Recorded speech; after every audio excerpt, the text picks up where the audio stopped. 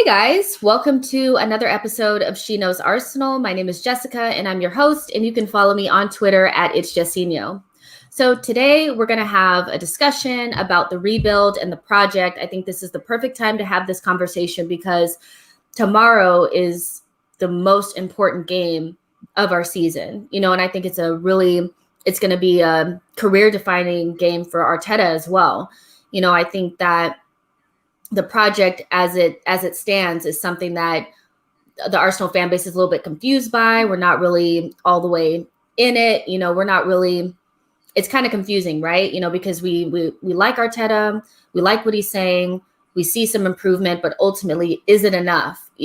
Especially going into next season, and what if we're not in European competition? So there's a lot of questions, but we're going to take it back to the beginning of what I call the project, because I think it really started with Emery and the kind of like the end of that era and moving into Arteta and what that really means for us moving forward. We're going to talk about what being in and out of Europe and maybe not winning tomorrow's game, what that will look like for Arteta and his career and all that kind of stuff. And I have the Arsenal Asylum here with me. It's always a good time when they're here. We have our Henny, we have our champagne, and we're ready to go. So let's get started. All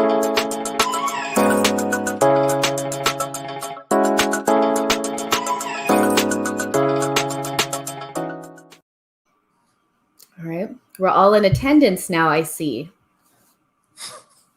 All in attendance now. Apologies. So, no, you're fine. So, if you guys don't know, everybody in the chat box or everybody who's watching, the guys that are with me today are from the Arsenal Asylum. They have their own podcast, and they're also a really awesome WhatsApp group that I'm a part of. So all their information about how to listen to their podcast and how to follow them on Twitter are in the description box. So I do want you guys to go and follow them after the show. But let's see, who do I want to go to first? Ayo? Yo. Nice to see you. How are you doing? Nice to see you, Mom. I'm well. I'm relaxing. Nice. Okay, so we're on the Henny already. Nige, how are you doing today? I'm good. Also on the Henny already this evening. So yeah, looking forward to a good evening upon him. Nice. And this is my first time actually doing any sort of podcasting with Merv. So everybody, welcome Merv to the podcast, and I'm so happy you're here. Thank you for being a part of everything, and just say hello to everybody in the comments because they've never seen you before. No, and thank you for having me as well. It's good to be here. I'm actually departing from the Henny. I'm on Jack. So okay. There are any questions that as to why I'm not following the party line, you've got it. But no, good to be here. Looking forward to talking Arsenal, which is always a good time, right? Yes. Always. If you're watching the show, make sure that you come into the comment section and join the conversation. I'll be putting your guys' comments up, and we'll be answering any questions that you guys may have. So make sure you are active in the comment section. And if you are watching, thank you so much for being here. I really appreciate all your support and all that kind of good stuff. So thank you for being here. So how are you guys feeling about tomorrow's game? Are you guys confident? Are you not confident? Do you think we'll just run over them? What are you guys thinking for tomorrow? Super confident. Yeah. I'm going into this one with a bit of a swagger. Not because of. I just think when the time comes and we are a better team than Benfica, and I think it will show tomorrow. There's news of Partey potentially being back, which is obviously a massive boost. And yeah, I'm just confident that we'll get the job done. We are a better team. We just need to turn up and show it tomorrow. Were we a better team than Olympiacos? Yeah, but I don't trust these. Let's not start the evening off like that, bro. Time to build tonight. I'm keeping it 100. That's all I got to say. No, but the difference is I don't think we're mentally that team. I don't think we're gonna go anywhere and really capitulate. It's not really Arteta, the way he's got the team set up, a mistake or two, yeah, but you know, we're not going to go somewhere and capitulate like we did against Olympiacos. So yeah, man, I'm quietly confident. Merv, how do you feel about tomorrow? Well, you see, I'm in two minds, and I'm the eternal pessimist, as per my messages in the Asylum group. But I just think it depends on which Arsenal turns up, to be honest. I don't think we've got a squad that can't beat them. I think we're more than capable of beating them. But overall, I just feel like it just depends. I think those opening 10 minutes will be crucial. I think they will definitely show whether we're up for the fight or whether it's just going to be another long evening. So really at this stage, I'm kind of in two minds. I think if we start on the front foot, an early goal, there's no reason why we can't go on to really do a job on Benfica, because I never saw anything which really scared me about them from the first leg. Even though we did give away a goal, it's customarily Arsenal to do that. But yeah, just in terms of their play, in terms of their, just their personnel, I didn't think that we were outmatched. Certainly not in the same way we were outmatched on the weekend against City, but that's another story. But yeah, again, I'll just repeat, it just depends on how we start. And if we start well, then we'll finish the job. If we concede early, then just expect a long night. Yeah. I definitely agree with that 110%. And I think that, I think I wouldn't be surprised if Benfica kind of came out similarly to the way that they did in the first leg and kind of sat in and tried to keep it tight. And then towards the end of the game, if it's still 0-0, to like really just go after us. If it's 0-0, I do believe that we still go through. But my thing with this team is that if it's 0-0 and there's like 30 minutes left, that's capitulation right there. It's set up for that. Yeah, so I think that we have to go out there and get the first goal. We need to get it early. Whatever chance we get, we have to put them away. I would be very, very, very nervous if we got into the second half and it was still 0-0, because this team just, to me, although I know Nige feels like this is not the same mentally weak team as last season, I don't necessarily feel the same way. I think that it's still in there in this team. So yeah, and I also don't trust that. We'll come to this a little bit, in a little bit, but Arteta, his in-game management, if it is 0-0 and Benfica start throwing players on, what is he going to do in-game to make sure that they don't get the goal? He hasn't been great at substitutions. He doesn't make substitutions that actually change the game. He's a like-for-like type of swap, substitution kind of guy. So I don't know. I guess we'll see tomorrow, but I kind of want to start out a little bit just rolling the time back a little bit. I know Emery's a really, it's not a great topic, but to me, it's kind of like I'm confused about why Emery got so much stick and Arteta's really not. There seems like there is I don't know what to call it, like a double standards, if you want to call it, so I'm not really understanding why that is, but I know Emery lacked the communication and the connectivity with the fans. That was a big part of why the fans didn't like him. They couldn't understand what he was saying. And ultimately, he just didn't feel like an Arsenal manager. And I think a lot of that comes from the fact that he was the guy after the guy, which is not the person that you really want to be. But at the same time, he did get us within 1 point of the Champions League and got us to a Europa or a European final. And really, he just started the second season slowly and it didn't work out for him. And he got sacked in December. But considering where he left us, was he really as catastrophic as we made him out to seem, especially considering where we are now? What do you think? Go to Nige first. What do you think? Yeah, I'm probably a lot more pro Arteta than I ever was Unai. I think if you're looking at it in a direct comparison in terms of where we are in the league, then yeah, you can easily argue the case. And has there really been much improvement? For me, the improvements come in our style of play, and how we move as a unit. I remember, you know, I'm an Arsenal season ticket holder, so I went to games quite frequently. Under Unai, even under that 22 game unbeaten run, it was just so easy for teams to walk through our midfield. And I always was of the belief that, yeah, we were getting results, but it just never felt like a good performance or I won't say it was just, but you know, didn't always warrant the amount of chances we were conceding. Whereas at least under Arteta, and I'm always a believer that, you know, defensive solidarity is a foundation that you build from.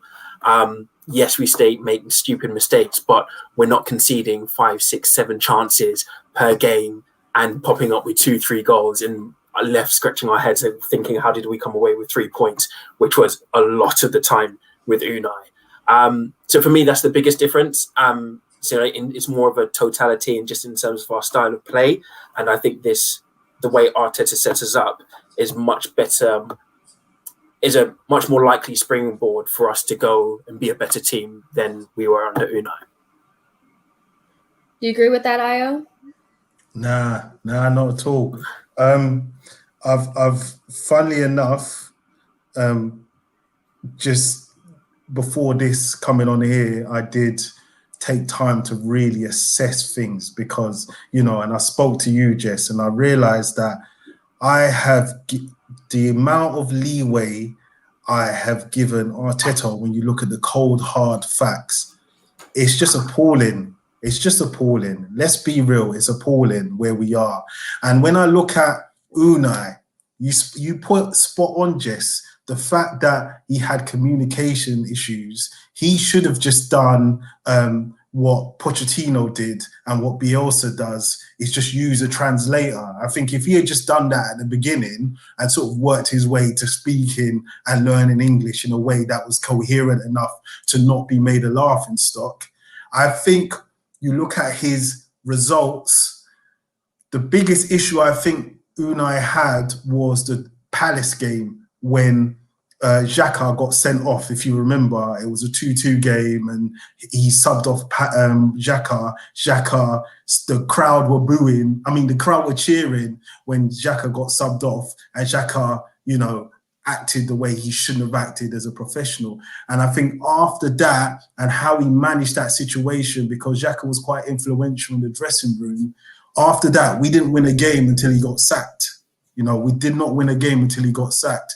And up until that point, yes, we started the season off badly, but we, you know, I disagree with you, Nigel. I feel like, yes, there were defensive issues, but he played Guendouzi and El Neni with Ozil in the midfield against Everton. We lost 1-0. He then played Guendouzi and El Neni again against who was it again? Was it Palace, I think? Or the next game he played the same midfield. Yeah, I think it was Palace.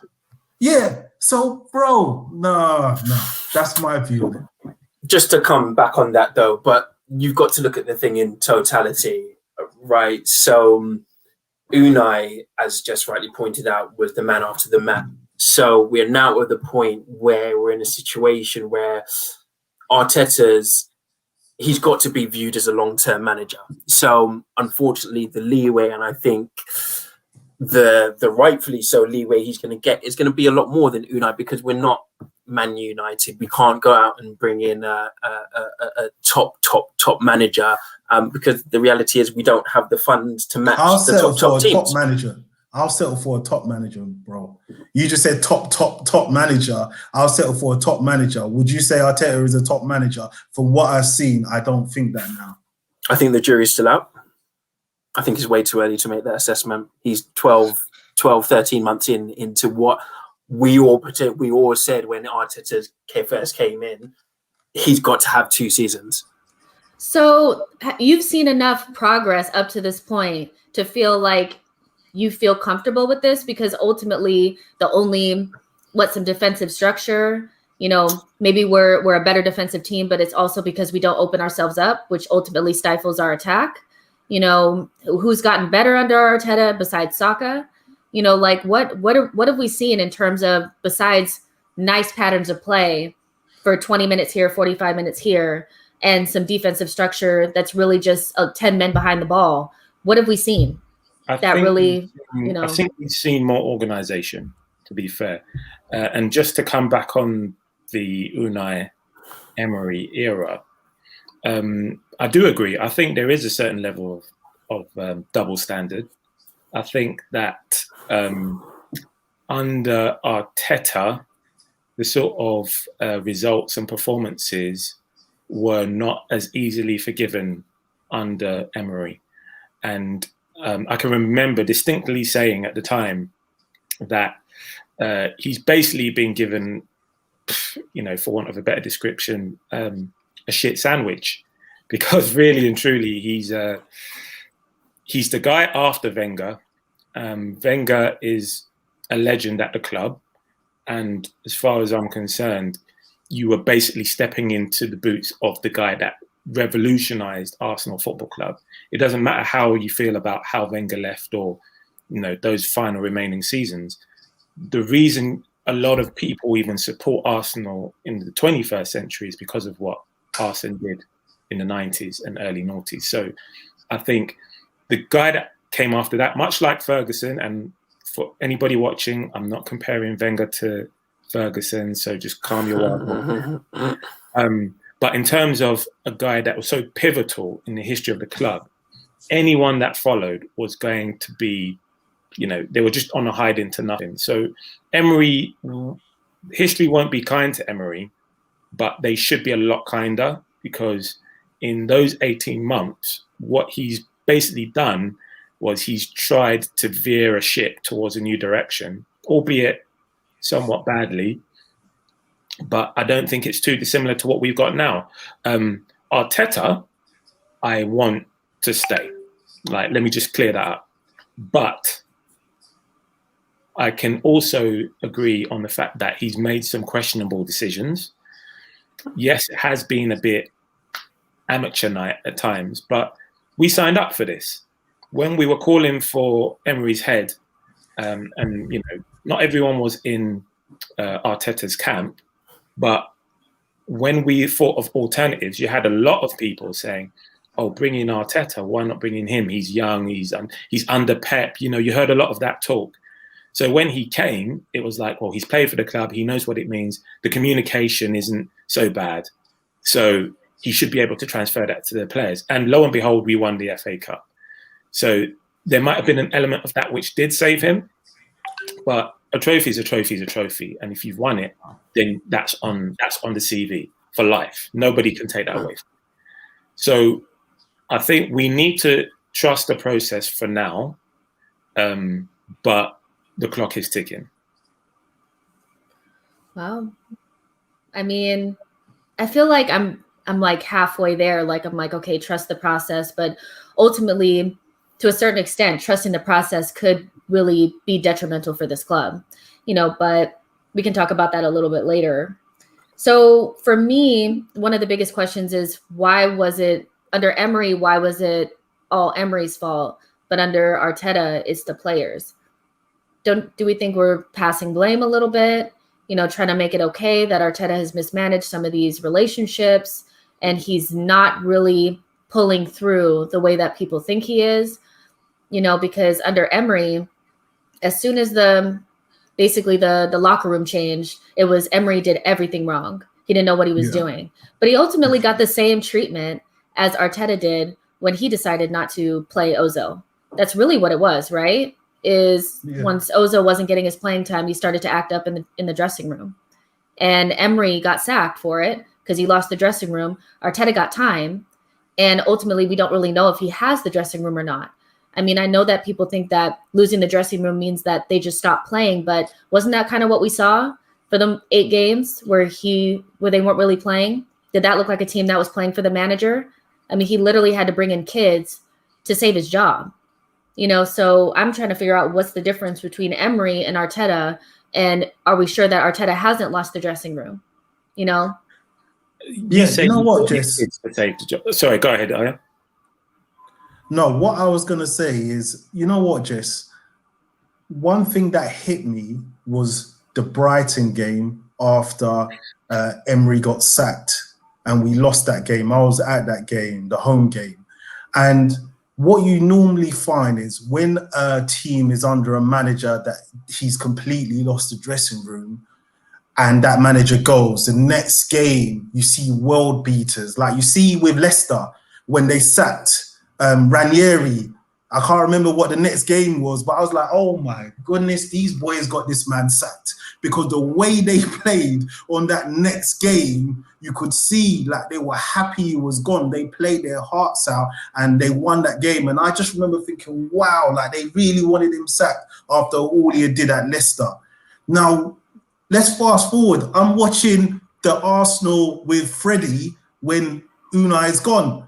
I'm seeing the same stuff that was with Unai. That's when I said to myself, you know what? It's not even Unai, it's these guys. It is these guys.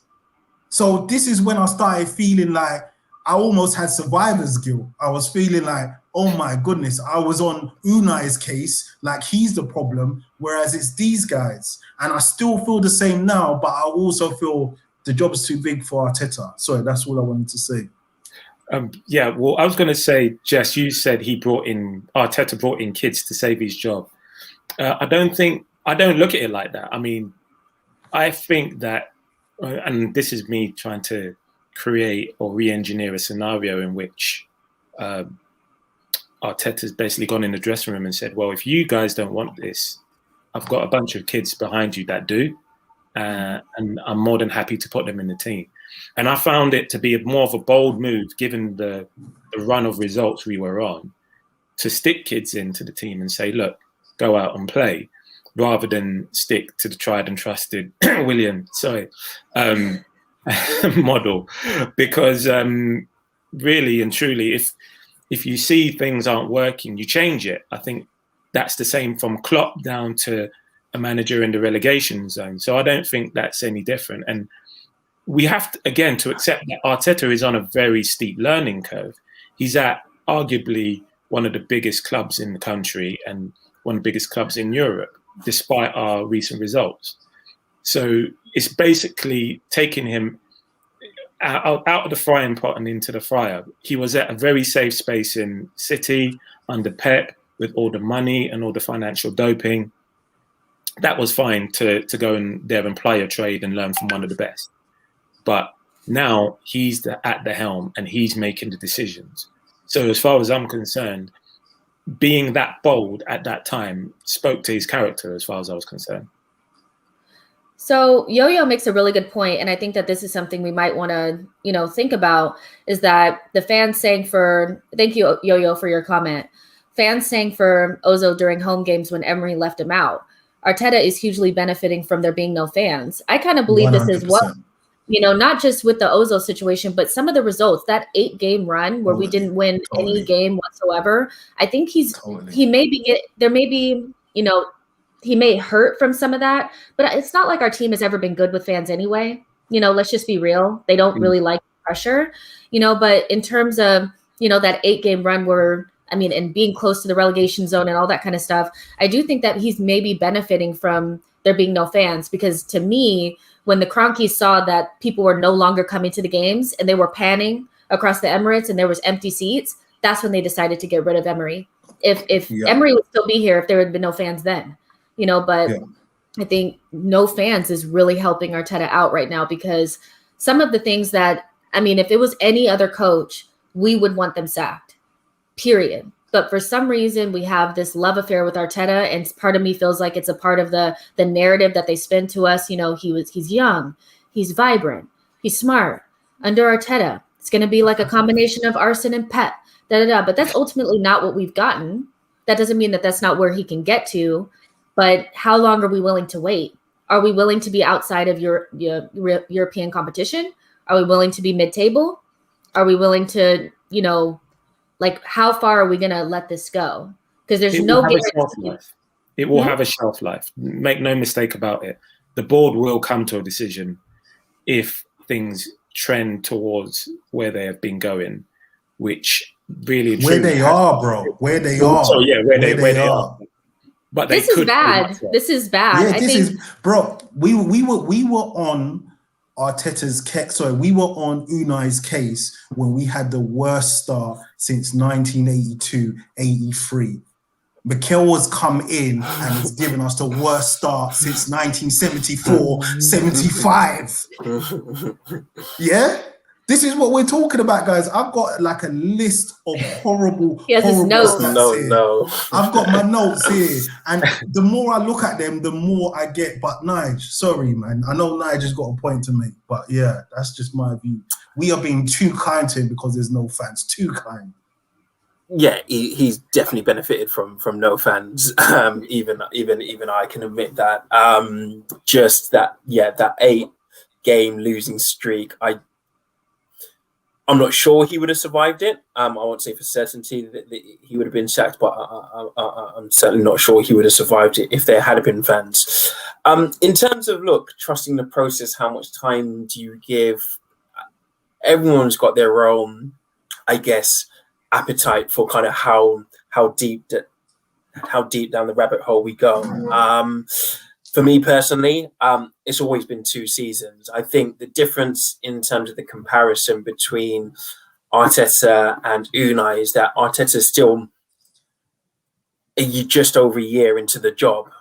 When things went pear-shaped for Unai, we were talking about a guy who was almost halfway through his 2nd season.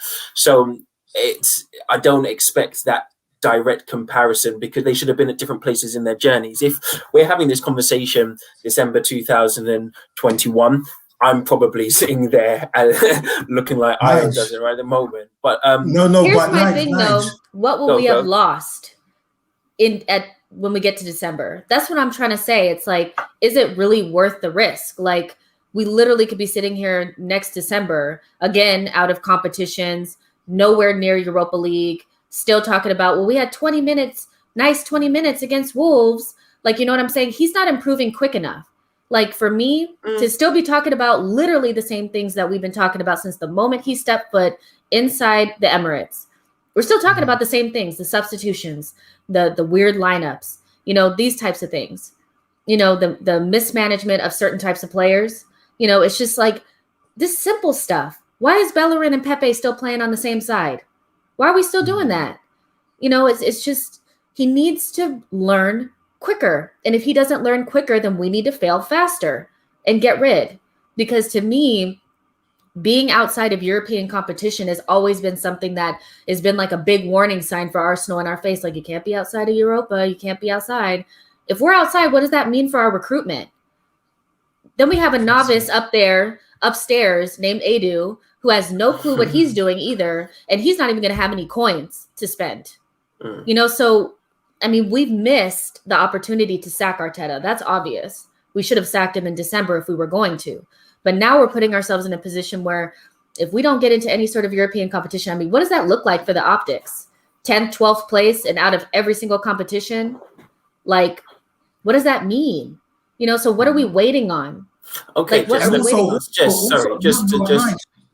Nige, what you forgot to point out is the fact that Mikel is on his 14th month. Yeah, just Unai was sacked at 18 months. Unai, in his 18 months, lost 13 games. Mikel has lost 11 games in 25 games. There's only 4 months difference between what they have both done. And you're seeing drastically different results, bruv. They're drastically different results. The reality is, bro, we always went into this relationship with a different set of expectations. And I feel the question back out to you guys is that, okay, let's turn around. You do sack Unai. What are your expectations for someone else coming in? Like, where do you guys think do you think another manager is going to come in and we get top 4? Because the reality is we've seen enough managers manage Arsenal to know that the players aren't good enough. So I really don't. I think basically what it boils down to. Okay, there is no magic man here. There is no magic man. I keep repeating it to Arsenal fans. We seem to think that because City do it, because Chelsea have done it, they've thrown money at it and it's worked for them. Honestly, wake up. It's not the same for us. We've got Ayers rubbing his hands. I know what he's about to say, but it is basically down to the players, and it's a fundamental lack of discipline which runs through the core of the club. You could bring in any manager. You could bring in Nagelsmann tomorrow. You could bring in Klopp tomorrow. If that mentality does not change, they're going to have to run into the same problems that we've been running into for the past 6-7 years. I promise you that. Bro, David Moyes and Ancelotti both started around the same time as Mikel Arteta. West Ham are 4th, Everton are 7th. Now, you can say that we have a better squad. You can say we have a better squad than West Ham. Everton and West Ham have both dropped 100 mil each transfer window for the past 2 seasons. How is that? Like, 72 million, 56 million, 45 million, 35 million. See, this is the problem I have with Nunes. At one point, we had a memories quarter of so £1 million. So short. No, lads, please don't do this, lads. One at a time. One at a time. Nah, lads, you need to stop this now. David The guy is not performing. The guy is not performing. He's not performing. And if we do not win this Europa League, this guy has to go. He has to go. I'm sorry. No, that's not. Because this level of performance. Bro, if we don't finish in the top 4... Burnley, first win since 1974. Yeah, first win since 1974. Arteta was -8 years old. Yeah, 2 consecutive games without a single shot on target, guys. 2 consecutive, a single shot on target. This is preposterous, lads. This is not good enough. This is not good enough. I'll tell you for free. I'm sorry, you guys. Just look at the stats. It's not good enough. The stats are there, but I remember. I'm sorry. I remember. If you guys think Arteta was bad, for me, playing under Unai, especially towards the back end, the last 3-4 months, possibly the worst football I've ever seen under Arsenal by a country. I'm going to raise you on that, Nige, because I've been supporting Arsenal a long time, and if any of you can tell me the standard of football we played under Bruce Rioch was any better, then I will quit. I will hang up my mic right now. So you guys thought the suffer ball that we were playing, where we couldn't even, that suffer ball that we were playing a couple months ago, that was dire too. It may not, just because it's not as bad as Unai Emery doesn't mean it's not still bad, because guess what? It's not even getting us any type of results. That's what I'm saying. It's not that I don't think Arteta can be good in the future. I'm just like, what are we going to lose, by going along with this? And I know that there's no magic man to come in, but does that, do you think they really sat down in that conference room when they were, talking about the project, and they said, you know what, we may be close to the relegation zone. We may be out of every single year. We may not make Europa for how long? We'll be mid-table, but you know what? We're going in the right direction. The way that they've been moving, Thomas Partey, Willian, Aubameyang on a big contract. These guys were not planning on not being in European competition. They know they're failing. This was outside of what they had spoken about. So when do we say it's not going in the right direction? Because this can't be it. Fail fast. KPIs are not being met, lads. Look, there comes a point where you have to address the situation. And as I said before, if it carries on any further, then an uncomfortable conversation is going to be had, and Arteta will lose his job. No doubt about it. But if we're under this misconception that because he's gone, the next guy that's coming in to replace him is going to have any more of an impact on this set of players, you're living in cloud cuckoo land, man. You probably not. I disagree. Probably just not been paying attention. I disagree. So what would your expectations for a new manager coming in, Ion? My expectations will be to see better football from this bunch of players that I'm seeing at the moment. How do you? If you're telling me, how does that happen? Because it happens by being a great coach. It happens by being a great coach. So you're making, and I'm meant to tell you, with 2 working functional legs, that you should be able to play at your level. I'm the guy that's meant to do that to you, yeah. sleep. The best coaches, people believe in them and believe in their approach. For whatever reason, whatever reason, these guys do not believe in Arteta, and I put it down to inexperience, because the way these guys perform, the way they wait for us to concede a goal before they kick into action, the way they just are not potent, anywhere near as potent as they should be, as consistently as they should be. Hold a second. So, what do you expect to happen to someone like Elneny and Ceballos under a better coach? No, but I don't have a problem with Ceballos. I don't think Ceballos is an issue. I think Ceballos you don't think it's so good. No, I think Ceballos just needs to be played deeper. I don't think Ceballos is an advanced midfielder. I liked Ceballos last season, about this time last season, when he was playing in front of the defence. I liked him. So I'm not even trying to have a go. Elneny's like an car engine. He needs to be warmed up. You don't just bring Elneny in and expect him to do bits. He needs to be warmed up, and that's what he did with the Man City game. Elneny didn't really play, and then he brought him in, expecting him to do a job. We need to want better for ourselves than Ceballos. We need to want better for ourselves. I guarantee you, Ancelotti could get 10 times more out of these players than Arteta. But how? You've not guaranteed how. What magic pixie dust is he going to spring? It's not about it's called experience. The experience dust. Experience dust. That's what he has. There's a reason. You do realise that. There's a reason. Cross the white line. It's on them. Okay. Let me ask you this, bro. If Pep was our manager, let's just say we did some crazy season switch over and we said, Arteta, you manage Man City, Pep, you manage Arsenal. Are you telling me for the remainder of the season that Pep wouldn't get a better result out of these players than Arteta? I think we'd probably finish one place higher. Really? Oh, wow. Okay. Look at him. He's got a City. Okay. I don't like. Okay, this is what we're Wait.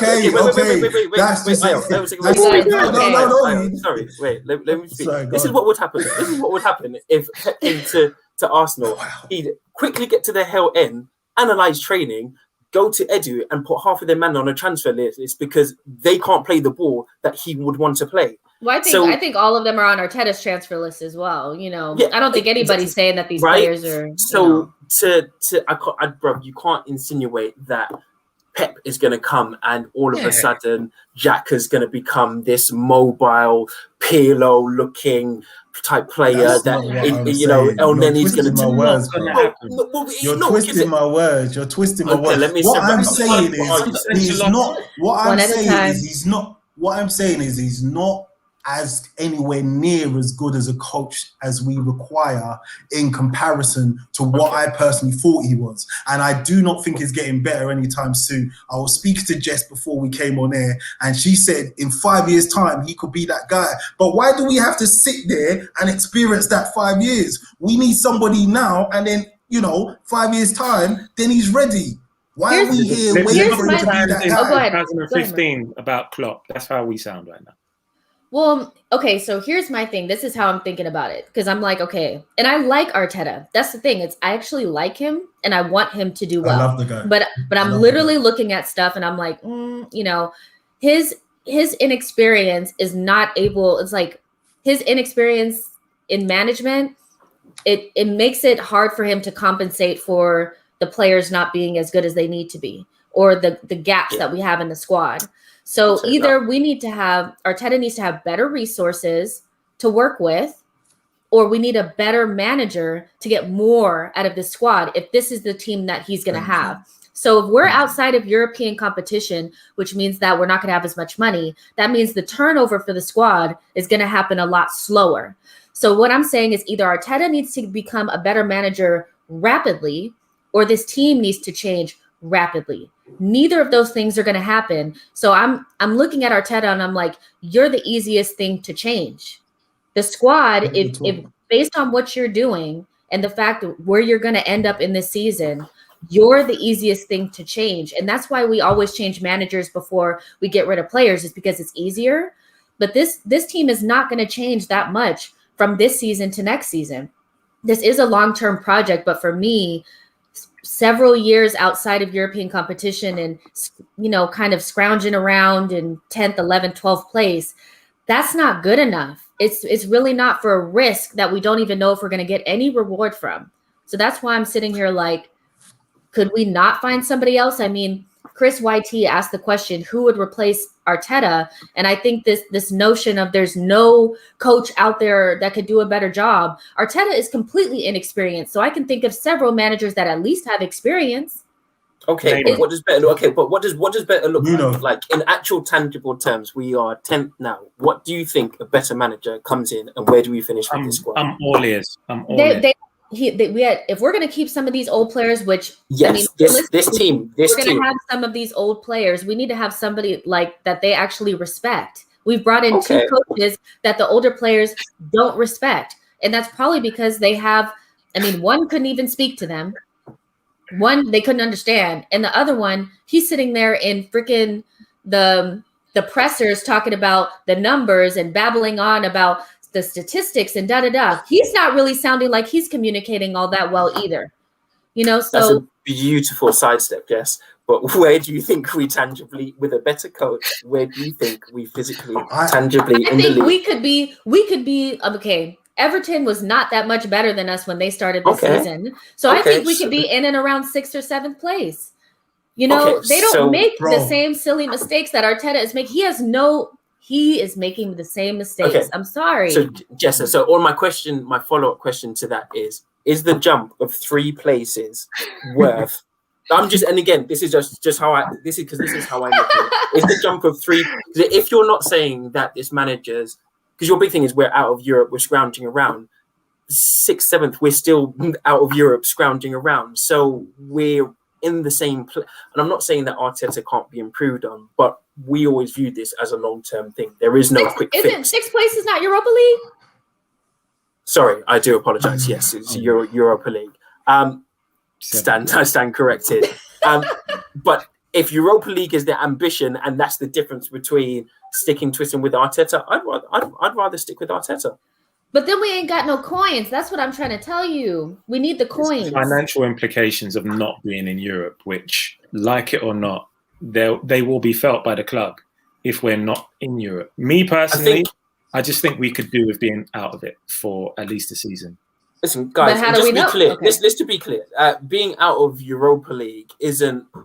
It hurts, but it's not the be-all and end-all. If we make a semi-final run, I think, including commercial rights, television, and advertising, it's an extra 30 mil on top of our revenue. We turn over something like 400 mil. And I'm not. Every penny helps in the situation that we're in. I'm not. No, but it's not even just that, Nige. But what I'm saying is, do you think people are coming to Arsenal Stadium post-COVID, God willing, if we're just looking worse and worse under Arteta? Do you think that enamors people to come? No, if we're looking worse and worse, if we're looking worse and worse, a year down the line, if like I said, if we're having the same conversation, December of this year, the tone, Arteta won't last till the end of the season if nothing has changed. Yeah. That's what will happen.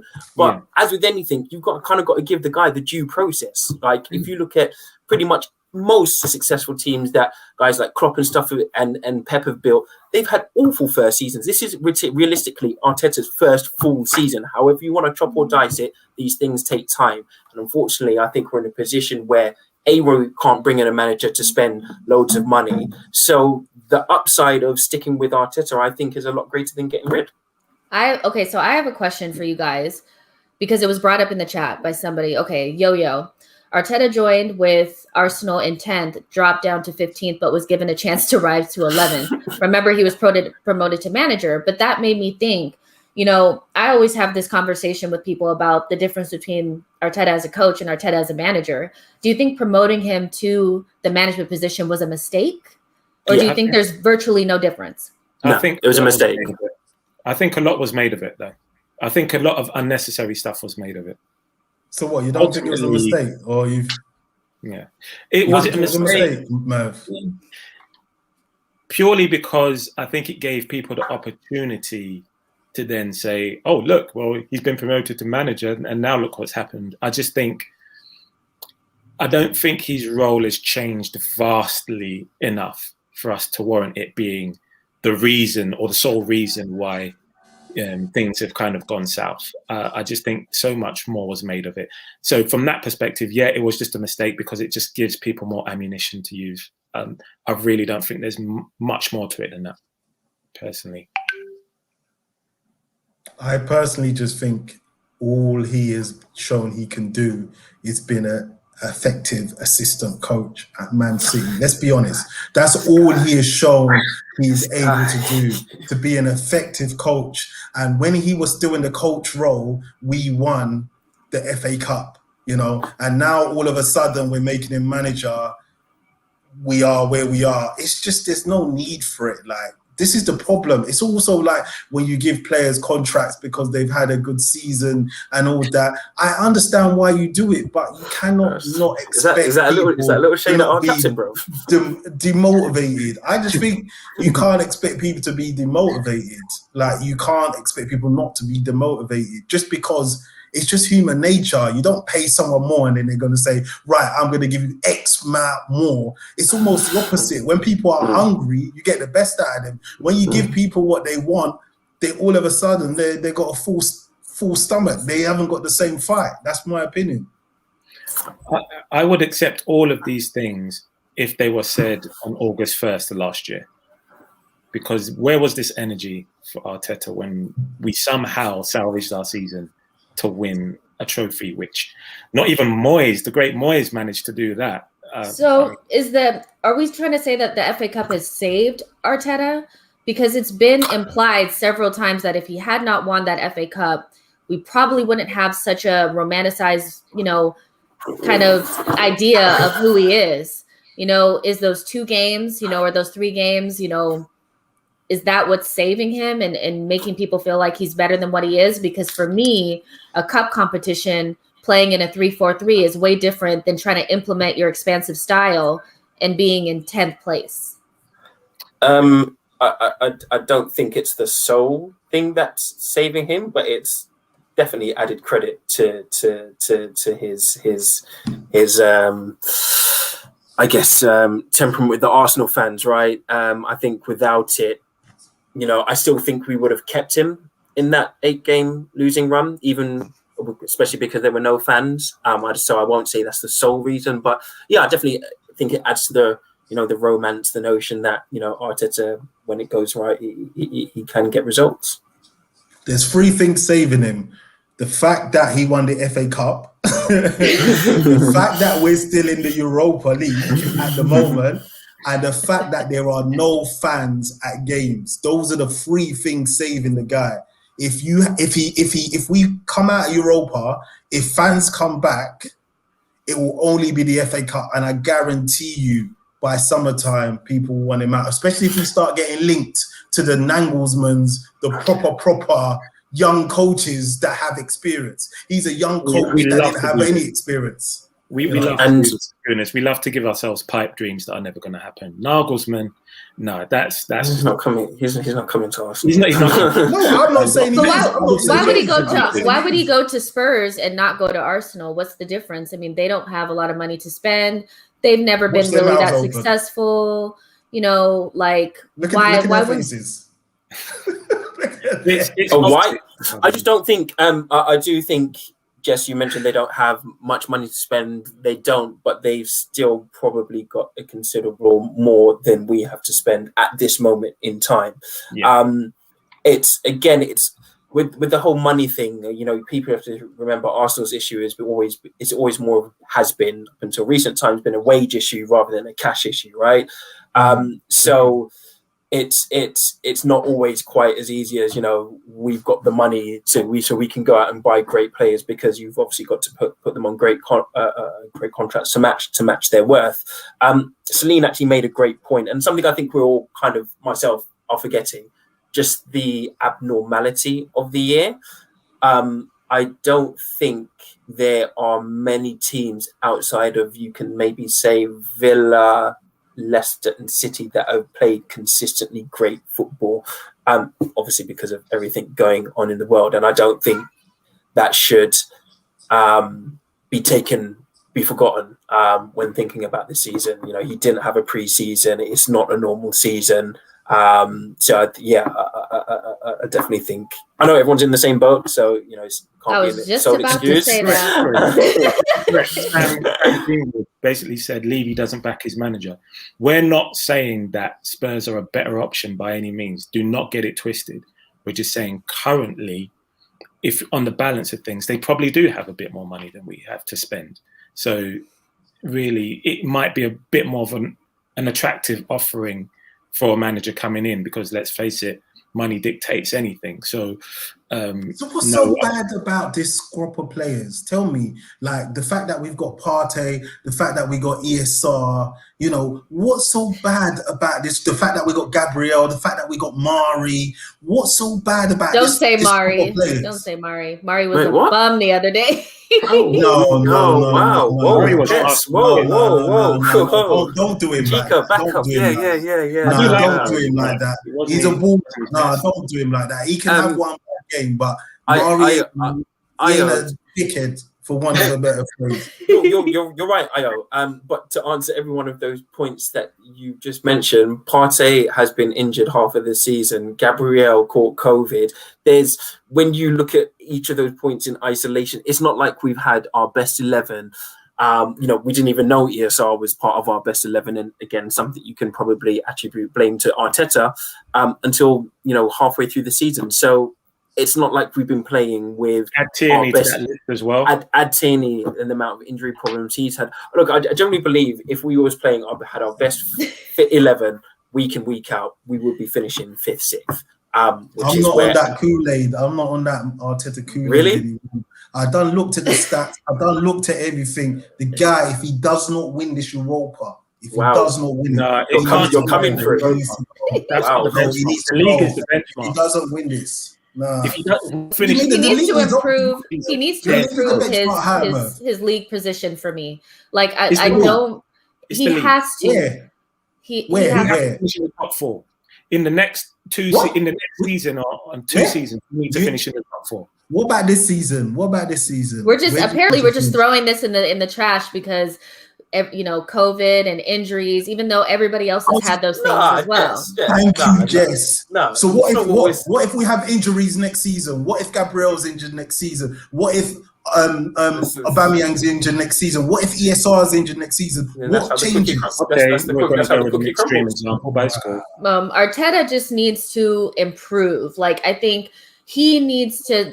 It's not just about the players. Like, if he can't manage the resources, which up to this point, I mean, it's not like, you guys, it's not like he has like West Brom level talent. You know what I'm saying? You know what I'm saying? He needs to improve. And I'm not saying that he can't, but it needs to be quicker. You know, he needs to be able to improve faster, like on an individual level. But let's just pivot just a little bit. I think we've done enough Arteta for a second.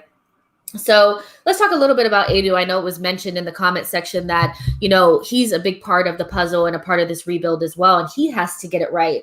But for me, having 2 very inexperienced individuals, you know, in the executive positions, making decisions in probably the worst, you know, time in Arsenal's history, and when transfers have to be right, is Edu qualified for this, you know, to complete this project? Is he the person that's going to move us forward, or would we maybe benefit from a more experienced director of football? I've been banging on this drum for a long time, and I just feel like we might need somebody a little bit more experienced. Maybe having an inexperienced manager wouldn't be such a big deal if Edu was more experienced. But how do you guys kind of feel about Edu's position, and has he done enough? Was ripping up the contracts enough for you to say like, hey, this guy knows what he's doing, or what would he need to do to convince you? I mean, for me personally, I kind of judge his position based on our activity in each transfer window. Given he's had 2 windows, I can't really knock the guy. We bought in, I thought summer for the players we bought in was a pretty good window for us, and winter was a pretty good window for us in terms of the players we were able to get off the books. So yes, he's inexperienced, and I'm sure there's mistakes that he's going to make, but how much more do I benefit how much more would an experienced director of football benefit us? I don't think it's such a massive benefit. It's an issue we really need to spend time focusing on. At the end of the day, we're a club with limited resources. Whether you've got 15 years experience or 2 years experience, you're operating under the same constraints. So yeah, man, I'm backing Edu. I've liked the last 2 windows, and I don't see why. Yeah, much more value add an experienced director could bring in. So you think with limited resources, it's the same, you know, because my whole thing is with limited resources, I'd rather have somebody who really knows what they're doing than somebody who doesn't, you know. So that to me is a little bit like, okay, well, you know, if you, like, let's say you have $5 that you need to reinvest, and you have somebody who's up to their neck in debt, and you have somebody that's like a known financial, you know, guru, you'll give the $5 to. Just because it's a little bit of money doesn't mean it's so important. Like, you know, what you're saying is that no matter what the experience is, it doesn't really matter because we ain't got no money. But I would argue that because we have little bit of money, we need to make sure that Edu knows what he's doing. And up to this point, I mean, he's done okay, you know, but he still needs to shift out a lot of dead wood. We have a lot of, you know, we have Lacazette and Kedia. We don't really know what's going on with those two. They're coming into the last 12 months of their contracts. What happened with Balogun? Did I say that right? What happened with that? You know, I know I don't say the names right, but you know who I'm talking about. You know, like, he needs to get it right. You know, and I personally, if he can't figure it out this summer, and Arteta has us somewhere in mid-table by December, I would want him to go too. You know, because at this point, it's just like, we need people that know what they're doing. Because to me, you know, I talked to a Newcastle fan just a couple days ago, and they never thought in a million years that they would be where they are right now. And I think a lot of Arsenal fans take for granted the fact that we've been up at the top of the table for so long. But there's only so long where you can make mistakes and not have to feel the consequences. And if you are thinking that this is as low as we can go, it's actually not. We could get worse, you know. So the people that we have in charge got to get it right. And it's not just, you know, I think these next couple of months in the summer window, if it's not done right, we could be in huge trouble. And that's just what I'm saying, because based on what I've seen from Arteta, he's a mediocre manager that's doing mediocre shit. You know, so let's just call it what it is. He may become something, but let's talk about where he is right now. Mediocre players, mediocre executives, mediocre coach. So why do we expect anything above what we're getting? I don't think Merv signed up for this kind of discourse. Yeah. I can see by the expression on his face, he's like, wow, okay. I mean, like the Triple M, mediocre coach, mediocre. All right, first to address Edu, it's a mixed bag for me. Like Nige, I was fairly content with the last 2 windows, if I'm being perfectly honest. There was pressure on him leading into it, particularly with the summer re-signing of Oba. And I was definitely on the club's case about getting a good defensive midfielder and defenders, which they both did. I thought Willian was a good acquisition at the time.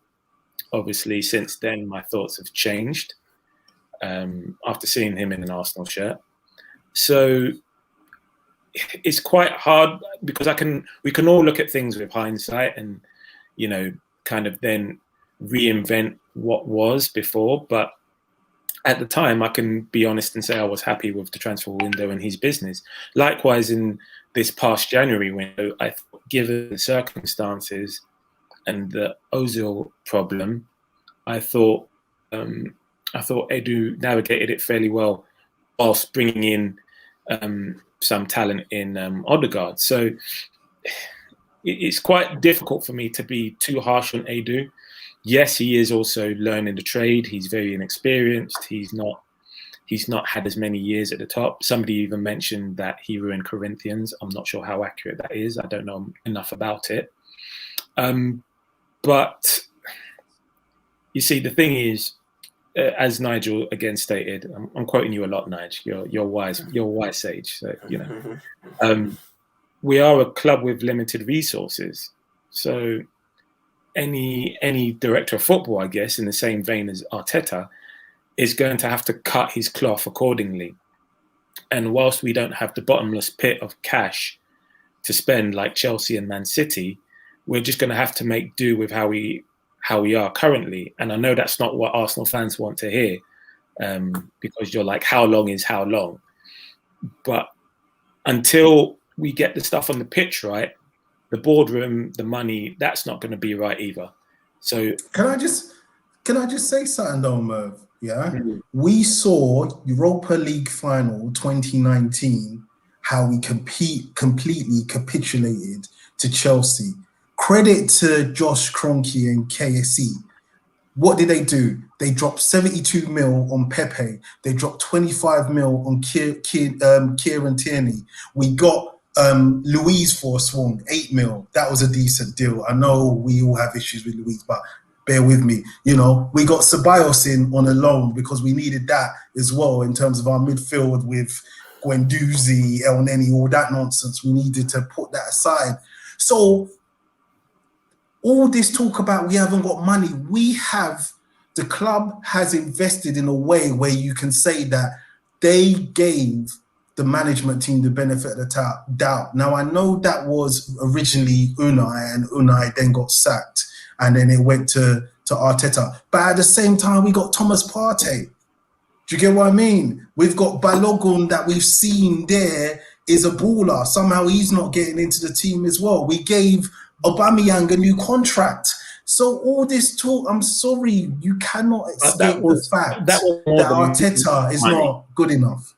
That was more, I mean, and the structuring of those deals. Sorry, Nigel, you go in because you know about this more than I do. But just to chime in, it was more to do with the structuring of those deals rather than us throwing cash at a party and all of that. Sorry, go. And again, just to, I guess counteract, Jess's first point about the experience. Let's not forget we've had experienced people in positions at Arsenal recently doing jobs for us. I know people like to paint this narrative that in an alternative universe, Sven would have become the director of football and we would have picked up these great scouting talents. But the reality is Sven brought us Aubameyang, great, but Guendouzi, Mkhitaryan and Socrates, 3 players who I think will all do well to quickly forget about in Arsenal colours. So, you know, it's not. I don't think that. I don't think it's. Yes, you want more experience, but the reality is, I think when it comes to football, you know, there's no hidden network of players. It's not like, you know, the early 90s where you kind of. I'm not saying there aren't gems to be unearthed. Of course, it happens, but I don't think you have to be some experienced person to be able to facilitate those deals. You know, a prime example, Martinelli. You know, that's on Edu. Yeah. So, what do you? I still believe what I believe. You know what I'm saying? So, so for you, so I have some things in my mind that's like, okay, if Edu were able to, you know, knock these couple things down, you know, in the summer, that would be good, you know, to progress the team forward. We all kind of know what we need, right? But I want to kind of hear from you guys, like in terms of what does Edu and Arteta, what do they need to do in the summer to improve this squad, to keep the rebuild in this project going?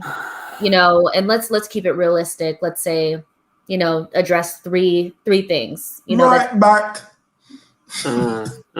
you know, I'll start with you, Nige. Yeah, right back number 1. Left back even. Like a backup. Yeah, backup. Wouldn't be my. I think I'd go right back. Make sure we don't sign Ceballos, which would mean I'd want another midfielder brought in because I probably don't see a future for Guendouzi at the club. And I think we need to stick or twist on Laka. As good of a season as he's had, this will be his last 2 years of his contract. are we going to extend the guy, or are at 29 going on 30, are we going to try and get as much money as we can for him and maybe try and reinvest it in a or give one of the younger guys an opportunity. But yeah, right back, someone to replace Ceballos and or Guendouzi, and another forward. Merv, what do you think? Do you agree with that, or you have some different thoughts on that? I don't know why I can't hear you. Sorry. Yeah, largely agree with that. I would say replace, do not sign Ceballos with do not sign Luiz. I think we could do far better. Fine, he's a great speaker in the dressing room and he's motivational. Could be a life coach. I don't care. So we could basically get a replacement for him. Striker, I think we definitely we need an alternative option to Oba. And as much of a fan as I am of Laka, I just think he's worked wonders in times when the team hasn't been pulling its weight. If we're able to cash in on him at some point, then perhaps we should, whilst his stock is quite high within our team, which then obviously means bringing in a striker that isn't necessarily similar to Oba, but perhaps a different option.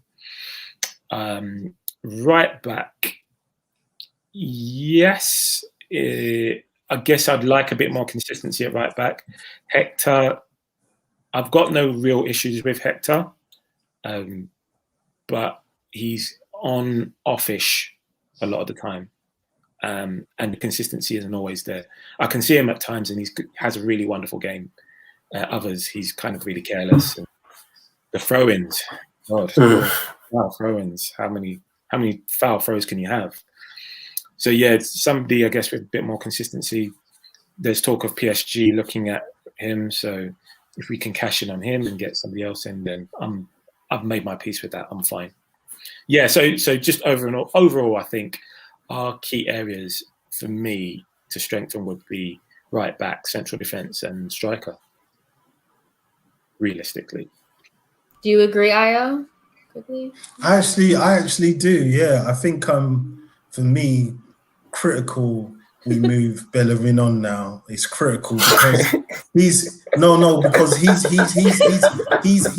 at a comfort zone. Usually it wouldn't get to this stage. Usually the old Arsenal, Bellerin would have got to a peak where someone like Man City would have come in for him and we would have been ruined that and we miss Bellerin and whatever.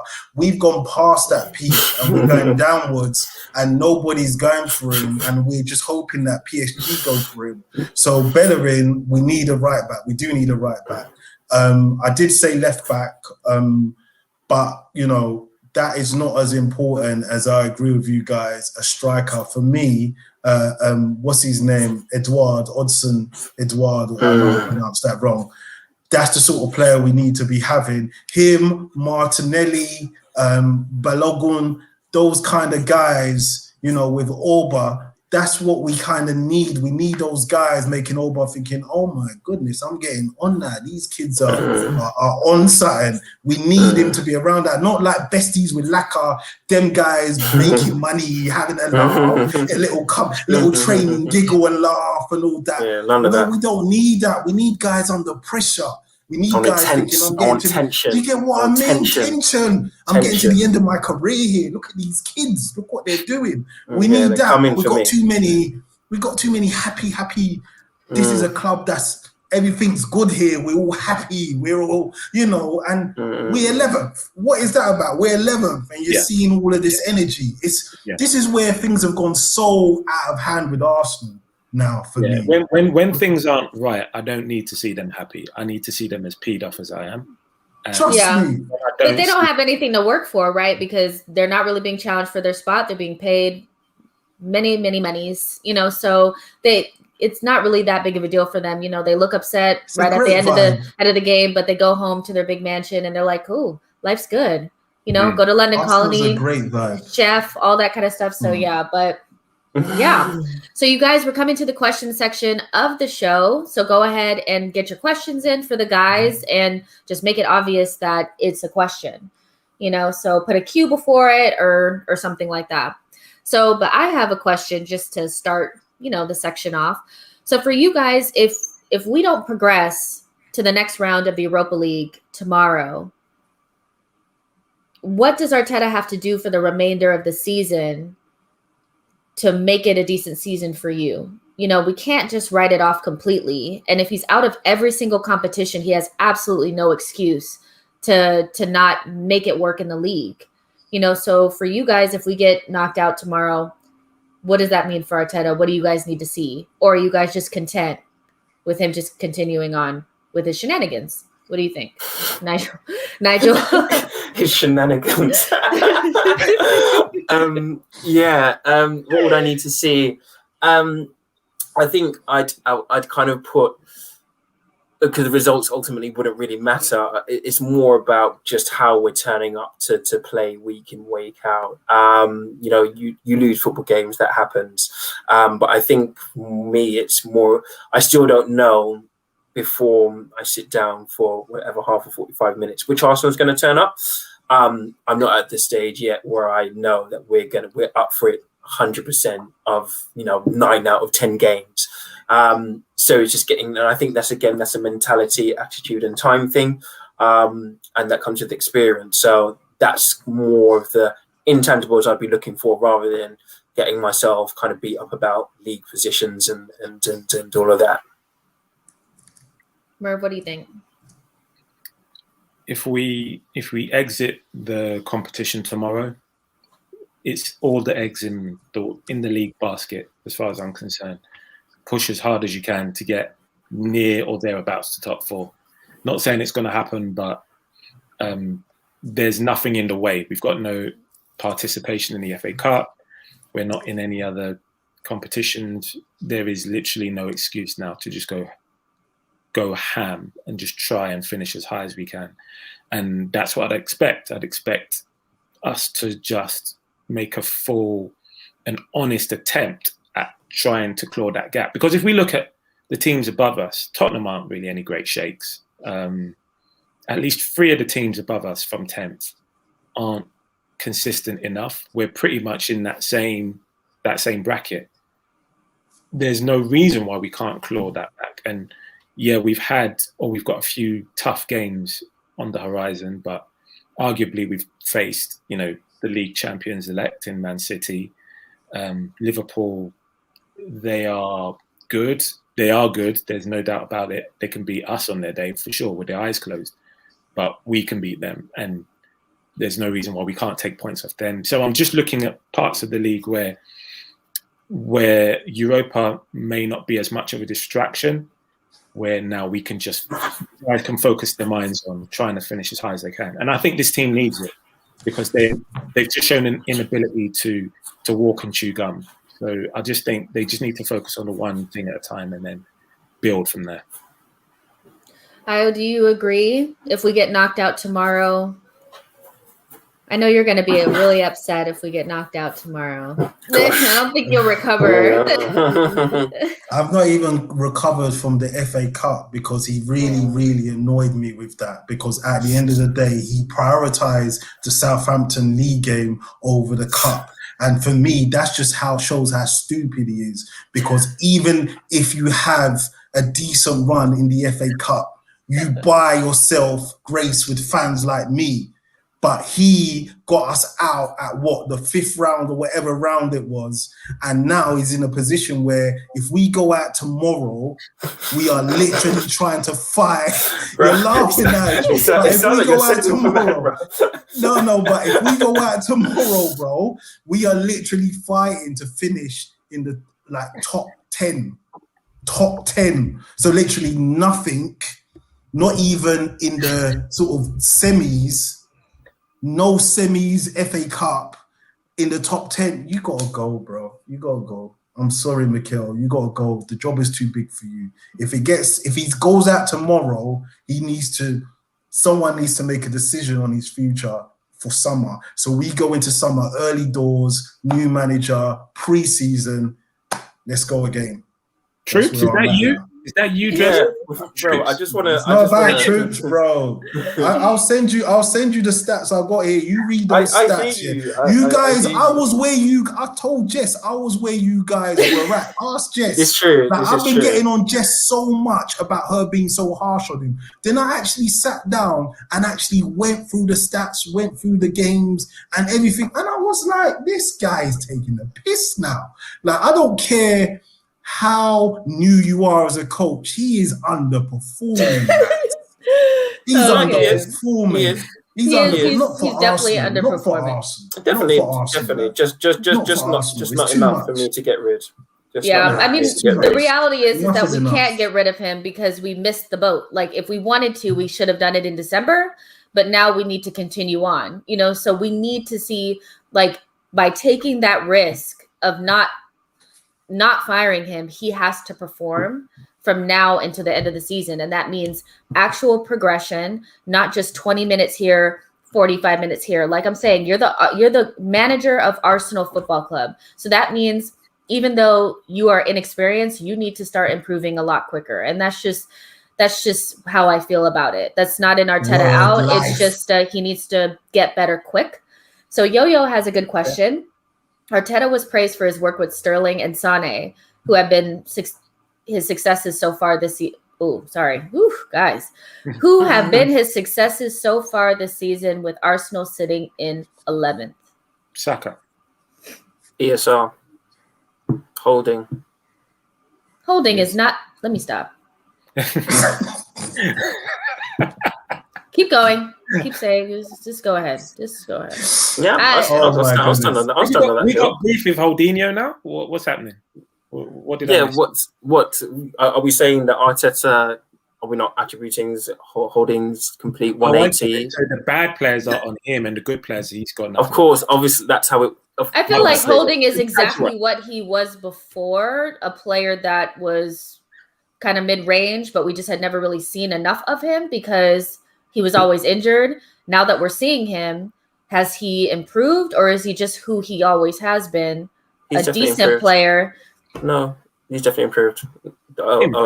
He's definitely improved. Exponentially.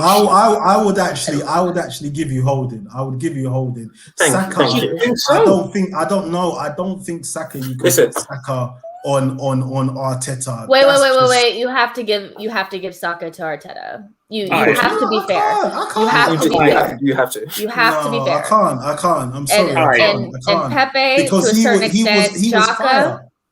No. Xhaka, for sure. This is why we cannot have nice things, Gooners. He was fire. Saka was fire before Arteta. Don't be trying to give me that. No, he took him to another level. Saka was a good young player, and then now he looks like a player that took him to another level. Saka took himself to another level. Sterling was a pretty good player before Man City. Sorry. I mean, that's just all I'm saying is, like, for me, Holding is not really improved that much, but that's a personal thing with me. But I do think he's improved. Xhaka, I think Ceballos improved under him. Ceballos couldn't defend before. Stop it, Nigel. Stop it. You have an agenda against Ceballos. You have an agenda. He did improve. I mean, you got to give him, I mean, if we're going to crap on him for certain things, we have to give him credit for others. And I definitely will give him credit for certain players improving under him this season. We've not mentioned Pepe all podcasts or so what did he improve Pepe? I mean, he has improved. He has improved. He's never going to be a $72 million player. Yeah, we already that's the know problem. That, you know? That's the problem. I'm thinking it just doesn't sit well with me. So, Celine, I like your question. I just ultimately think thank you so much for your question as well, Celine. You've been awesome in the comment section. Like, you've been really good. The question, do we keep Odegaard? I just think it's a little early to decide what we're going to do with him because we haven't seen enough. From what I've seen so far, I'm like, okay, he looks like he can do something, but he really needs to be integrated into the team a little bit more. You see that the players are not really passing to him when he's wide open. He seemed a little shell-shocked against Manchester City, but that's not really something that we can hold against him because, let's be real, we were crap. You know, so I think let's talk about that towards the end of the season. We'll definitely have a season wrap up, you know, right before the season ends, and talk about, you know, Ceballos and Odegaard and stuff like that. But I think it's a little too soon for that. So, you know, but thank you so much. I agree totally. Here's a good question from Mark Bakradan. I hope I got that right. Thank you so much for your question and for being here. Given that our league season is over, would you like Arteta to give more opportunities to some of the under 21 squad like Aziz, Balogun, Cottrell, and John Jules? Well, John Jules is not here, but yeah, go ahead. Is he? Did he come back from loan? Because he was injured, right? Yeah, I don't think he did come back. I don't think he's back. Okay, but yeah, so you guys, would you like to see some of the academy kids come in? You know, what do you think? Or you think we're, you know, that is not his bread. That is not his DNA. That's not in Arteta's DNA. So that question, although I respect it as a question, bro, if you see Arteta, you know he's not riding for the youth like that, in that kind of way. He's not riding for the youth like that. Are we just lying now? Are we just lying? He's not riding for the youth like that, lads. He's riding for the youth when he almost has no other option. He's not going to ride for them when there's nothing to play for. He's going to just keep it the way he's always kept it. Trust me. I mean, so to answer the question, Mark, would I like to see him give more opportunities?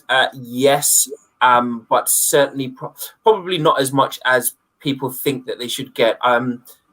I think it's all well and good getting experience at the highest level, but you know, there's a reason a lot of these guys are still in the under 23 squad, and I think sometimes overexposing them, certainly playing in the Premier League, you can do more harm than good.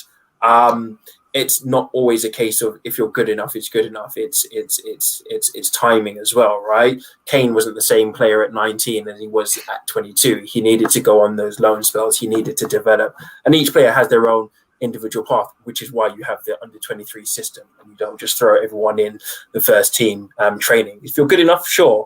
But yeah, in answer to your question, to summarize, yes to a few of them, but I wouldn't be throwing out 4 or 5 of members of the under 23 team into a first 11 Premier League game, if that's what you're asking, just because I think it could do more damage than good for their confidence. And just to piggyback off that, Nige, can you imagine the stick that Arteta would get if he threw in even more inexperienced players into a potential top 4 or top 6 battle? I mean, he'd never live it down. I mean, we're talking about fans not being there, and that's what's saving his job. If he then throws in, we've got such a hankering for Balogun to come into the team, and I think he's a great prospect. I imagine he comes and he stinks the joint down. Then you've got people with revisionist history saying, well, you should never have put him in. Gooners, man, we're our own worst enemy.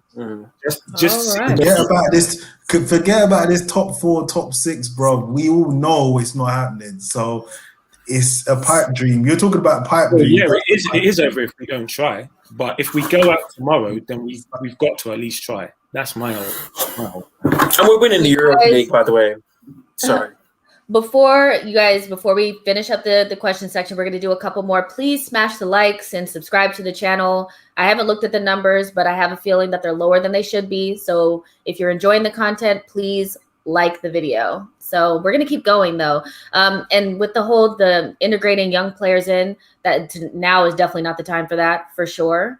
You know, we only have a couple things to really be playing for, and right now it's do or die. So I think the time to integrate Aziz probably would have been when you had the chance to send El Neni back to wherever he came from and then let Aziz have that spot. But it's too late for that. So next season, if Arteta will still be here, let El Neni go wherever he's going to go and integrate Aziz in early. There'll be plenty of time. I think Aziz is probably one of the only ones in that list that you put out there that I would consider even bringing up, because he's one of the only ones people ever talk about. We should probably do like an academy something so we can get to know some of these players, but now is not the time, but maybe next season. Yo-Yo has a good question too. This is kind of like a little bit like what I was asking earlier. Which young players have increased their value at the club under Arteta to help rebuild via selling them? Value destruction is a big thing that I like to talk about in regards to Arteta, because I feel like he's really harsh on the young players and he's only cutting himself off at the knees. So anybody want to start? Yeah, sure. Sorry, when you say value, are we talking kind of monetary value or value to the team? I think we're talking, well, to rebuild via selling them. Okay, so monetary value. Yeah, I think all of them. If you ask me, Guendouzi, Saliba, Torreira. Is Torreira a young player? 24 is still young. Well, he came at 23. Okay, I'd say no to those, but I'd counter those with, I'd raise you a Emile Smith-Rowe, a Saka, a Kieran Tierney. I think off the top of my head, even Nketiah, despite him not setting the world alight, is certainly a more valuable player now than he was a year ago. You know, he's like my least favorite. Let's not go down that path. But you know, he's still, his reputation still building, and you know, people need to remember it's not only just purely how you perform on the pitch that goes into your value. So the players are becoming more popular, which of course increases the exposure, which helps with their value. So I'd say for the most part, he's done a pretty good job of increasing the value. I think Guendouzi, not, you know, you threw out Guendouzi there. That's not on Arteta. That's on having a very, very poor attitude, which we're seeing rear its head again. So, you know, I'm not going to put that on Arteta. And the Saliba situation, I guess, look, we'll need to see where that one lands.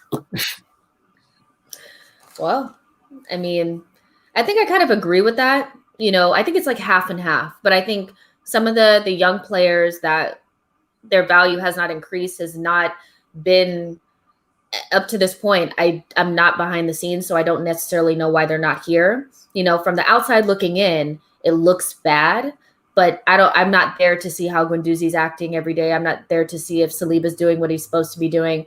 I do think their value has decreased, you know, which is a shame, because you know, we'd like our young players to be able to support the first team in whatever way they can. But, you know, Saka has definitely increased in value. Emile Smith-Rowe for sure, like you said, Kieran Tierney. So, I mean, if Kieran Tierney could get his injury life together, I mean, he's probably worth twice as much as what we got him for. Yeah. That's the wrong guy. And Jess, sorry, didn't we buy Guendouzi for like 8 million from? Yeah, 8 million. Yeah. Go on. Sorry, bro. Go for it. Sorry, no, I was just going to say, I definitely think even despite his poor attitude and everything with Guendouzi, we'd get more than 8 million for Guendouzi. So I'm not saying that Arteta's the reason that's increased his value. I think that's just playing for Arsenal. Like I said, other factors other than just performances increasing value. But sorry, what were you going to say, Aya? No, I was just going to say that I think the guys on loan, bar Guendouzi, so Willock at Newcastle, Maitland-Niles at West Brom, and Torreira, maybe not at Atletico, but somewhere in Spain. I think we will sell those guys, and I think we would get at least, for those three guys, at least 70 mil. So that's where my mind is at in terms of the players that we can sell. The guys that you're all talking about, these are the spine of a future trophy-winning, competing team. We have no business selling Tierney. We have no business selling ESR. Or, you know, I mean, Nketiah, I'm warming to the idea of selling Nketiah because, you know, he's just not playing. And if, you know, if we can get some money out of him, we might as well, rather than him just there rotting and we're not getting any money. No business selling Saka. So those kind of players, if you're talking about those players, if you're talking about thinking about selling them, then I'm sorry, I don't think you quite understand what it takes to be a team that actually gets to a point where it competes effectively. You need to have these youth players sticking around and gaining experience and being top players when they reach maturity. You don't sell them, but the other guys, yeah, sell them. All right. So I wanted to end with the question of the night.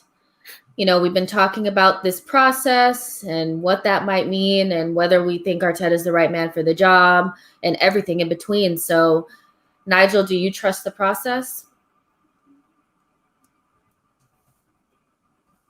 Do you trust the process? Unmute, bro. Sorry. In short, yeah. Like I said, I've seen enough changes in some underlying behaviors that I think can be used as a springboard. If we get our summer right, I've got no doubt we'll be a top 4 team next season. Merv, do you trust the process? I do trust the process. I think that we're on, like, I trust the process from the perspective of the performance level, and at least defensively, that's bared itself out. We've got perhaps one of the stingiest defenses in the league. We seem to have a bit more shape, and whilst the results have been less than flattering, and as Ayo likes to point out, it's the worst result since 1886. So we are now. Before you get that, so yeah, it does seem like things are pretty bad. And again, just to reiterate, if things don't get to the next level, Arteta will sack, deservedly so. For the time being, I'm willing to accept this is a part of the journey, and I do trust the process. So hopefully this time next year, we're not talking about the same issues. We're talking about being a couple of points away from spot, and that will be our main of 10th. Ayo, do you trust the process? Hell no. Enough is enough. Like, if this Europa ends tomorrow and this club is not looking at other managers and listening to basically presentations on what they will do different and having those serious conversations, then I'm just going to lean back off this whole, I'm just going to go in hibernation with this whole Arsenal thing, because I'm sorry, like, I just can't. I look at the next run of games and I just see more calamity there. I really just see more calamity there. So if he doesn't at least get Europa, then this is just, this is getting silly now. You know, you can't just blindly. I mean, Sam Greenwood's he's been dropping some knowledge, Sam Greenwood, in the comments. And he's like, in business, you would not do this. I work in business. And like, when you look at the results, like when I took time and actually looked at the results, I realized I was living off sentiment for too long. But I've been in a mentality like I've been in November mentality, like there's still time, there's still time, there's still time. But there isn't time now. This is the business end of the season and he's not delivering. And it's game after game, he's not delivering. And so wait, sorry, just to jump in. So when we signed Arteta, did you say in January that if we didn't make, in your mind, was your expectation always, if we didn't make top 4 this season, he's out? No, but we're 11th, bro. We're not talking about top 4. We're not talking about top 4. If we were even 8th or 7th, or, you know, I would still be like, okay, maybe I'm being too harsh. But everything I see from this team, I know we played Man City and we know that they come with light work. But even still, I just do not have faith. I look at the next fixtures, Leicester, Liverpool, Burnley even. Is it Burnley? I think we're playing Burnley, aren't we, as well? Is that Burnley away? Or? We're playing at least 4 teams that are above us that we did not beat the first time around. We are not getting results in those games, lads. I'm sorry, we are not. And if you think we are, then you're again in this whole what's the word I'm looking for? You're just basically, it's sentiment. You're here on sentiment. And I think there comes a point where you have to draw a line under sentiment and look at results, look at performance. And it's not there. It's not there. And I don't think it's going to be there anytime soon. So like Maxwell said, the process is a myth. It's a myth now. We realize that now. Like real gooners realize the process is a myth. Arteta is too big a job for him. End of. It's too big a job for him. It's a too big a job for him. That's the reality. It's too big a job for him, lads. You will be here in August where I am. It's too big a job for him. I don't wish him any harm. I know Murph thinks this is what Arsenal fans do. We turn on managers and whatnot, but it's too big a job for him. There's no shame. Nobody should have shame in the fact that it's too big a job for him. It's just too big a job. It just is. It's that simple. Strong disagree. It's that simple. It's that simple. So I definitely feel like, you know, I kind of feel like I know what the process is in terms of what they're trying to do. They're definitely trying to get the wage bill down, trying to get rid of some of the dead wood. That's obvious. You know, he's trying to implement a brand of football that he doesn't necessarily have all the players to do. So he's in between a rock and a hard place. Like, do I play to this team's strengths, or do I try to implement what I'm trying to do? And I think in the midst of him going from what works or what worked for him in terms of the players that he had and moving into a system that he wants to play, he lost the results. And I think that's kind of where we are right now. We know he doesn't have the players that he needs, but I also think that it's unfair to place it all on the players when we know Arteta's been making mistakes. I want to see him improve on the things that he was doing wrong from the beginning of the season, you know, or just improve the results enough where the optics are not so bad where I'm just looking at him like, what the hell is going on? For me, 10th to 12th place is just not acceptable, but the optics of 6th, 7th, or 8th to me is a lot better, because at least what we can say is that we kind of ended in the same place. But right now we're saying that we're ending, like, literally we're worse than we were last season. And that's not okay. Not with Thomas Partey, not with re-signing Aubameyang, not with bringing in Willian, not with bringing in Gabriel. You know, so I do think that, you know, I'm not Arteta out and I'm not Arteta in. Arteta needs to improve, you know, in order to keep his job safe so we can keep the project going. Because for me, if we're still here in next December, the project has stalled. It's not 100%. There. You know, 100%. I know what they're trying to do. I just don't know if they're going to get there quick enough so that we don't go tumbling down into like the abyss, you know, because people have to remember. Guys think? Oh, go ahead. Oh, go for it.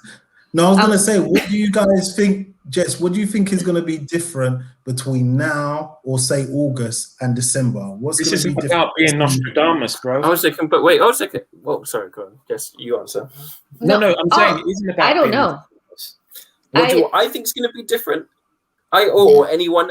We need to see progress. Like, we need to see actual, like, 90 minutes of concentrated players that are they're concentrating on the game. They need to cut some of the individual errors out. Like, something, you know, we have not seen, and have we seen 90 minutes of the team playing good this season? 90 full minutes? We've not seen 90 minutes of good football. West Brom.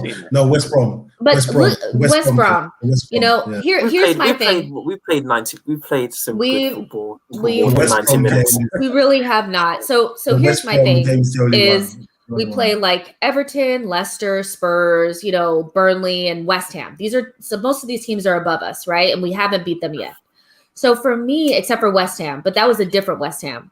For me, if he could put in, he could get the team to perform in a way where we can see, okay, we're playing a good brand of football, we're competitive in these games, and we take some points off of teams that are above us. That to me is progress. We have yet to beat a team that is above us and in form. That is the reality.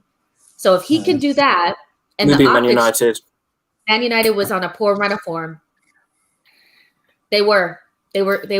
Yes, they were. I mean, I'm just saying. You're not going to beat Man United now. Let's beat Man United. Okay, so I'll give you Man United. So out of the 10 games that we've won, they were in another team, bad run of form right before they're about to sack their manager. So even if I give you those 2 games, the other 8 games that we've won, mind you, we've lost 11. Are teams that were either in the relegation zone or below us. So all I'm trying to say is competing in these games, taking points off of these teams, and traveling up the table to the point where we're not in the double-digit zone, I'd accept that with a deep run in Europa League. If we're out of Europa League, I expect you to go full tilt into at least 6th place. There's no excuse, you know, but none. I think that's a fair analysis, though. That's fair. So what you're asking for is just to see a steady incline of progression. Yeah. I align with that. I do. What I don't align with is it's never going to happen by this time in June, so just cut our losses now. I can't. Well, my thing is, I'm not saying cut your losses now, because we can't. That's what I'm saying. We can't even cut our losses now. We have to continue on. If you could, would you? No, right this second, no. I think that would be horrible for this team if they got rid of him now. No, it don't make any sense. What I'm saying is, if he comes out, if we don't get at least into the final of Europa, because you can lose a final, I can accept that. If we don't even get to the final and he doesn't finish, like Jess said, 6, then he has to, like, they need to, soon as the season's, before the season's over, they need to be having conversations about a replacement to get him straight away so they can have a proper pre-season and we can start with a new process. So, because this process has run its course. There's some good teams in the Europa, you know. Do you think we're better than most of those teams in Europa? Yeah, I do. This is the guy you believe in. So why are you asking me? No, not Arteta. I'm saying, do you think Arsenal team are better than the teams still? No, but it's not about that. It's not about that, though. Well, we play teams, so yeah, it is about that. No, it's about what Arteta could do because he's such a good coach that you lot believe in. He can get to the final. As simple as that, isn't it? You lot believe in, you know. If the way you guys believe in him, I don't care who we're playing, we should get to that final because this is why we are giving him this time of day. If you're starting to say we're not going to get to the final, I do think we are. I do think the teams we're playing, you know, no, what about the teams? Then I'm sorry, you're in the wrong mindset about what Arteta needs to do, given what we've seen so far. This is make or break for the guy. I don't care. It's really not. I'm gonna let you. I'm just gonna let you. Arteta could not win the Europa League, and they will still be here next season. You guys. Yes, we've talked our. You know, we've done it. We talked about the project. We did it. We agreed. We disagreed. We did a really good job. You guys, this has been awesome. Everybody in the chat box, you are great. Thank you for participating. Your questions, your comments, your everything was spot on. Make sure you like the video before you leave and subscribe to the channel. And make sure that you guys go to this description box and check out all the information that I have there about how to find Arsenal Asylum, the Arsenal Asylum. They have a podcast. They have a WhatsApp group, but you can't join us there because we're the cool kids. But you can listen to the podcast and follow them on Twitter. So my name is Jessica. You can follow me on Twitter at It's Jessinho. This has been the Arsenal Asylum. Io, Nigel, and Merv. We'll see you guys on the next one. Come on, you Gunners. Hopefully win tomorrow. Peace out. Peace out, guys. Peace. I guess I never have the outro up.